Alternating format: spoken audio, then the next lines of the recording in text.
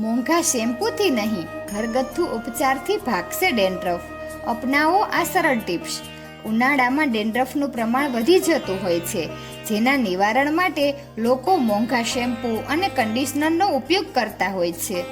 આ વસ્તુઓ વાળ માટે નુકસાનકારક છે. ડેન્ડ્રફનો ઈલાજ ઘરે થઈ શકે છે.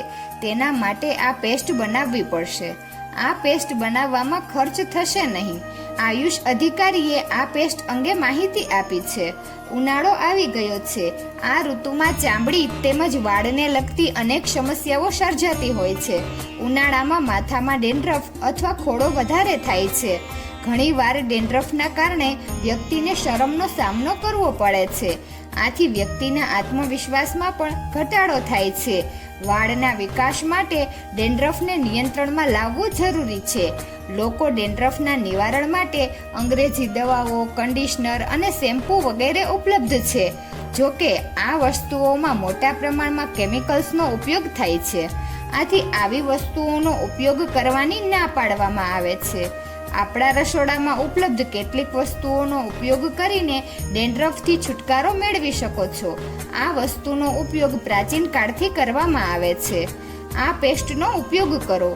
આ અંગે હજારીબાગના જિલ્લા આયુષ અધિકારી ડૉક્ટર દેવનંદન તિવારી જણાવે છે કે માથાની ચામડી પર ખોડો અથવા ડેન્ડ્રફ થવો તે ખૂબ જ સામાન્ય બાબત છે. ખોડો એકના ડેડ સેલ્સ એટલે કે મૃત કોષો છે.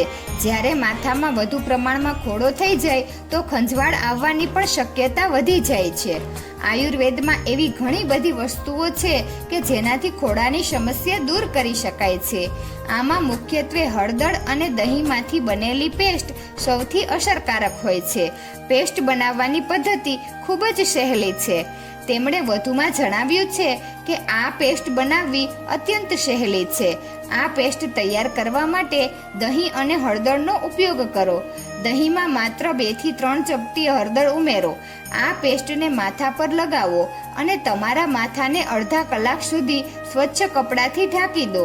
અડધા કલાક પછી માથાની ચામડીને નવશેકા ગરમ પાણીથી ધોઈ લો. આવું કરવાથી ઘણી મદદ થશે. અઠવાડિયામાં 2 દિવસ આ પેસ્ટનો ઉપયોગ કરવો જોઈએ. આ ઉપાય કર્યા બાદ વાળમાં સરસવના તેલનો ઉપયોગ કરવાથી ફાયદો થાય છે. તો મિત્રો, તમને આ વિડીયો કેવો લાગ્યો જરૂરથી કમેન્ટ કરજો. જો સારો લાગ્યો હોય તો વિડીયોને લાઈક અને શેર કરજો અને અમારી ચેનલને જરૂરથી સબસ્ક્રાઈબ કરજો. વિડીયો અંત સુધી જોવા બદલ ખૂબ ખૂબ આભાર.